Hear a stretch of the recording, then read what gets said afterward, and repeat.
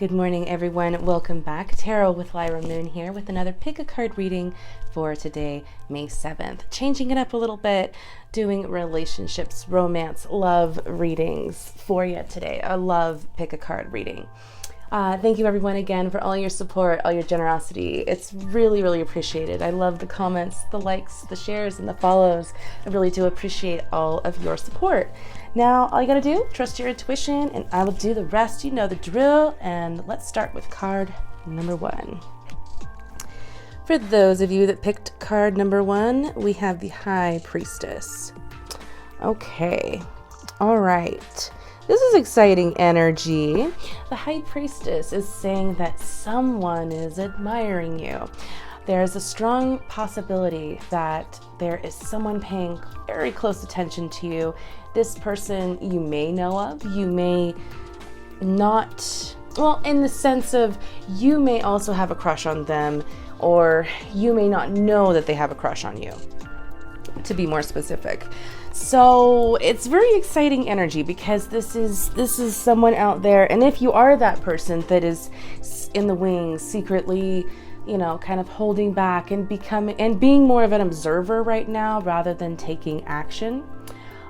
Smart. It's smart of you. I only say this and not to discourage anyone to, from reaching that person that they want to be with. But right now, because we're still in that Mercury retrograde until May 14th, we don't necessarily want to initiate anything right away. Anything that we initiate that is brand new, that hasn't had previous energy given to it prior to April 21st is unfortunately not going to work out too great.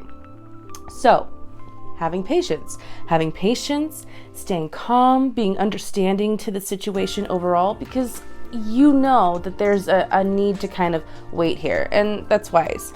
I do feel that the connection is definitely growing. It could even be growing right now during Mercury retrograde, where there's more communication. Or if you're noticing right now that communication is a little weird, don't worry about it. It's all about Mercury itself, and Mercury being the planet of communication.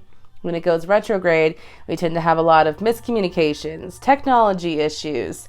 Also, this weird thing can happen too, where you may feel like your ability to articulate decreases because you can't seem to find the words to describe or speak on what it is that you feel. Like me, stuttering right now. Ultimately, it's a positive card. I do think that, for some relationships, this is a need to be more communicative just in general. Right now, you've got a lot of introspection, which is necessary. It's what we're all going through. We're all feeling this internal need to reevaluate and reassess ourselves. But once you come out of this, communicate more with your partner. Communicate more with that special person, because there needs to be a shift in some of the things that are happening within your relationship. Everything is not super awesome, and there can be some changes made. There can be some vulnerability shared, because there needs to be some adjustments. And overall, you'll get to that point and it will feel so much more stable. So if you're already in a relationship, obviously now is really the best time to look at the little bits of your relationship that are a little bit tougher, okay? All right, moving on.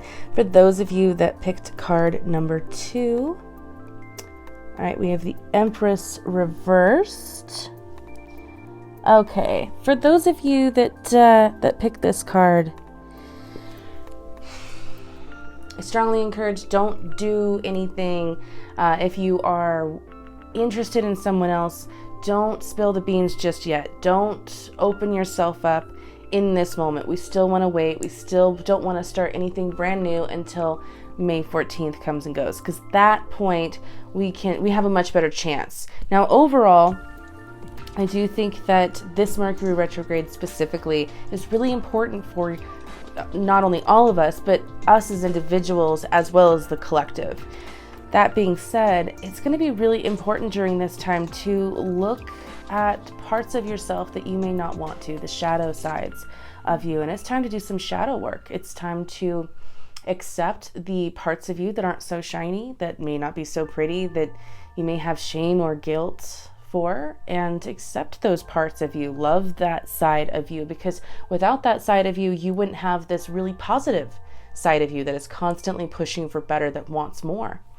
I do feel that for some, this is meeting someone who may not, a female who may not, or feminine energy, who really struggles with their self-confidence, who may wear a very strong outer mask to protect themselves because inside they're very vulnerable. They haven't fully healed from their wounds, even wounds from childhood, or lack of confidence or self-belief or self-worth.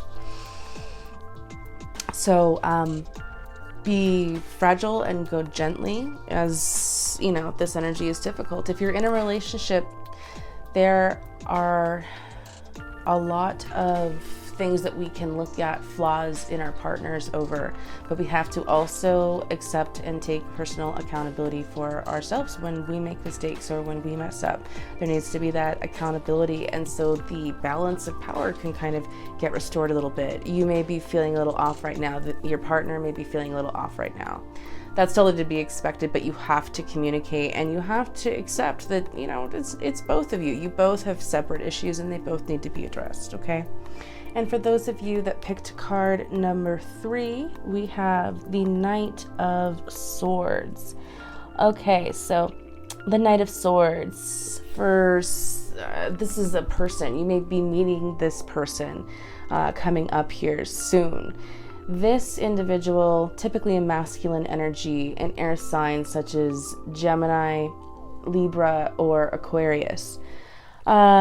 This is someone who has a lot of, I would say, very diplomatic approaches to life. They look at things from a very structured or very balanced point of view. This is someone who may be very charming, very great at communicating because they are an air sign. There's a lot of communication there. Honest, loves truth and trust more than anything else. Like, this is someone who's very dedicated to what they do personally, and are looking for someone who they can share that with.